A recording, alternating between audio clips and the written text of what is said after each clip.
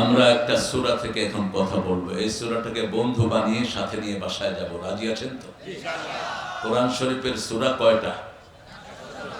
সবচেয়ে দামি কোনটা?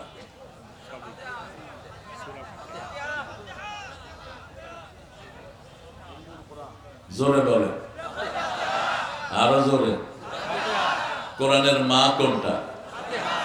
বাপ কোনটা? ফাতিহা বাপ বলে, ফাতিহা মা। মা আছে কিন্তু বাপ নেই। তবে সবচেয়ে চূড়া যে সূরা সেটা রাসূল বলেছে। মা হলো সূরা ফাতিহা। আর প্রত্যেক জিনিসে একটা চূড়া জায়গা থাকে। যেমন মসজিদের সবচেয়ে চূড়া জায়গার নাম কি? মিম্বার। ওই যে গম্বুজ, মিনার। মিনার ঠিক কোরআনের একটা চূড়া জায়গা আছে, সেটার নাম হলো সূরাতুল বাকারা। এই সূরা বাকারা বরকতের দিক থেকে সবচেয়ে বেশি। রাসূল বলছেন যে এই ঘরে সূরা বাকারা পড়া হয় 3 দিন পর্যন্ত শয়তান ওই ঘরে উকিও দেয় না। যে ঘরে সূরা বাকারা পড়া হয় সব বরকত দিয়ে আল্লাহ ওই ঘরটাকে ভরে দেয়। সবচেয়ে দামি সূরা সূরা ফাতিহা, এই জন্য এটা আমরা সবচেয়ে বেশি পড়ি। এর পরের সূরা হলো সূরা ইখলাস, একবার পড়লে 10 পারা সওয়াব। এর পরে হলো সূরা কাউসার, এর পরে হলো সূরা জিলজাল। রাসূল বলেন এই তিনটা সূরার মর্যাদা একই। সূরা ফাতিহা, সূরা কাউসার, সূরা জিলজাল। এক বর্ণনায় বলেছেন তিনি সূরা ফাতিহা পড়লে অর্ধেক কোরআনের সওয়াব হয়, সূরা জিলজাল পড়লে অর্ধেক কোরআনের সওয়াব হয়ে যায়। আবার সূরা কাউসার পড়লে অর্ধেক কোরআনের সওয়াব হয়ে যায়। 1/4 বলেছেন কোন কোন বর্ণনায়। এজন্য আমরা এই সূরাগুলোকে বন্ধু বানাবো। তবে আজকে একটা সূরা পড়বো যে সূরাটি আল্লাহ বলছেন এই বাজে গুঞ্জার মধ্যে দেখবা বুঝবা তার মধ্যে ঈমান নাই। কি নাই? ঈমান নাই। এরা উঠছে কেন? ও বেগালা সব। হ্যাঁ ঠিক আছে, যুবকেরা উঠো। কোন ভাই বোন মায়েরা যারা আছেন তারাও দিবেন, ব্যাপক হারে দিবেন। আপনাদের এই কালেকশনের উপরে এই মাহফিলটা নির্ভর করে, মসজিদটার ডেকোরেশন নির্ভর করে। এই জন্য এই ছেলেগুলোকে আপনারা জেনারেলি ডোনেট করবেন। আল্লাহ রাব্বুল আলামিন বলছেন আরাআইতাল্লাযী, পড়েন, আরাআইতাল্লাযী ইউকাযযিবু বিদ্দীন ফাযালিকাল্লাযী ইয়াদউল ইয়াতীম ওয়া লা ইয়াহুদ্দু আলা তুআমিল মিসকিন ফাওয়াইলুল লিল মুসাল্লিন الذين هم عن صلاتهم ساهون الذين هم يراءون ويمنعون الماعون الحمد لله বলে আরাআইতা আল্লাযী ইউকাযযিবু বিদ্দীন। আল্লাহ বলছেন, প্রশ্ন করছেন কে? প্রশ্নকার আল্লাহ। আরাআইতা আল্লাযী, have you seen those people who are denying the resurrection day? ওই লোকদেরকে তুমি দেখেছো যারা কিয়ামতকে অস্বীকার করে। ইউকাযযিবু বিদ্দীন, দিনকে অস্বীকার করে। দিনের তিনটা অর্থ কয়টা? একটা দিন মানে হলো কিয়ামত, আরেকটা দিন মানে হলো ইসলাম, ইন্নাদ দীনা ইনদাল্লাহিল ইসলাম। আরেকটা দিন মানে হলো শাসন ব্যবস্থা, দীনুল মুলক, রাষ্ট্রীয় শাসন ব্যবস্থা। শাসন ব্যবস্থা যেটা, এটাও কি দিন।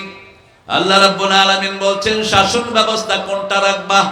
সূরা আল ইমরানের 83 নম্বর আয়াতে আল্লাহ বলছেন আফা গায়রা দীনিল্লাহি ইয়াবগুন ওয়া লাহু আসলামা মা ফিস সামাওয়াতি ওয়াল আরদ তাওআন ওয়া কারহান ওয়া ইলাইহি ইউরজাউন। ইসলাম ছাড়া কোন ব্যবস্থা তোমরা গ্রহণ করে নিতে চাও? অথচ আকাশে জমিনে ভিতরে বাহিরে সবকিছু হুকুম মানছে কার? আমার চোখ কার হুকুম মানে? আমার হাত কার হুকুম মানে? আমার মাথার চুল কার হুকুম মানে? আমাদের ভুরুগুলো হুকুম মানে কার? আপনারা উঠা বসা করছেন যারা, আমি কিন্তু ঠান্ডা মানুষ না। অন্যায় কারণে উঠা বসা করবি, বেয়াদবি করবি, বদদোয়া দিব, বিছনা শুয়ে 1 মাস চিত্রে পড়ে থাকবি। মূর্খ। কোরআন পড়া হচ্ছে আর তুমি উঠা বসা করবা, এটা কি মামুর বাড়ির আবদার? কালেকশন যারা করছে তারা উঠবে, বাকি কেউ উঠবেন না। কোরআন শরীফ কারো মনে কষ্টের জন্য নাজিল হয়নি। কোরআন শরীফ হিন্দুদের গীতার মতো না, শুনলে শুনলেন, না শুনলে নাই। শোনা ফরজ, শুনবা না কোরআন তোরে গর্দানে দিয়ে জাহান্নামে ঢুকায় দিবে, ঠিক কি না? আল্লাহ রাব্বুল আলামিন বলছেন এই দিন যারা মানবে না তাদের দুনিয়াও শেষ, আখিরাতও। সূরা আল ইমরানের 85, আমাইয়াবতাগি গায়রাল ইসলামি দীনান ফালাই ইউকবালা মিন ওয়া হুয়া ফিল আখিরাতি মিনাল খাসিরিন। ইসলামকে জীবন ব্যবস্থা হিসেবে যারা মানবে না তাদের দুনিয়াও শেষ, আখিরাতও। এই দোয়াটা করে আদম আলাইহিস সালাম কেঁদেছিলেন।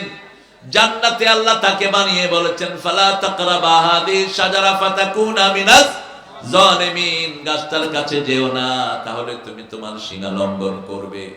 কোন নবীকে জালেম বলা জায়েজ নাই। কোন নবী জালেম ছিলেন না। মৃত্যুর পর থেকেই, জন্মের পর থেকেই হেদায়েত তাদেরকে দান করেছেন কে? তিনি গাছটার কাছে চলে গেলেন, যাওয়ার সাথে সাথে শরীর থেকে জান্নাতের পোশাক খুলে গেল। তিনি জান্নাতের পাতা দিয়ে তার লজ্জাস্থান ঢাকলেন। এই জন্য আমরা বলি শয়তান হলো যৌনবাদী আর আমরা হলাম মৌলবাদী। আল্লামা সাইদি কি সুন্দর বলতেন, বেশি তেড়ি বেড়ি করো না। আমরা মুসলমানরা আছি গোড়া লয়া, আর তোমরা আছো আগা লয়া। বেশি তেড়ি বেড়ি করবা, গোড়া দিয়ে ঝাঁকি দেবো, মামু বাড়ি দিল্লি গিয়া পড়বা। সব কোথায় গিয়ে পড়েছে? দিল্লি। একজনের কাছে বিচার চাইলে এত সুন্দর বিচার হয়, কোনো ফাটে না, টুটে না, কোনো কষ্ট হয় না, বিচার হয়ে যায়। আমরা কোন মুসল্লিরা তাদেরকে কষ্ট দেই নেই, তাদের কষ্টে তারাই মরতেছে, ঠিক না ঠিক? সবগুলো দেশ ছাড়ে পালিয়েছে, বিচারটা কার?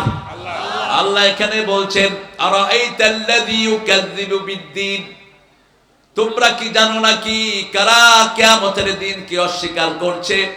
সূরা ফাতিহাতে যেই দিন, ওটাও কিয়ামতকে বোঝানো হয়েছে। মালিকি ইয়াউমিদ্দিন, সেই দিনের মালিক কে? আল্লাহ। আবার সূরা ইনফিতারের শেষে আল্লাহ বলছেন মা আদরাকা মা ইয়াউমুদ্দিন সুম্মা মা আদরাকা মা ইয়াউমুদ্দিন, তোমরা কি জানো না কি কিয়ামতের দিনটা কি?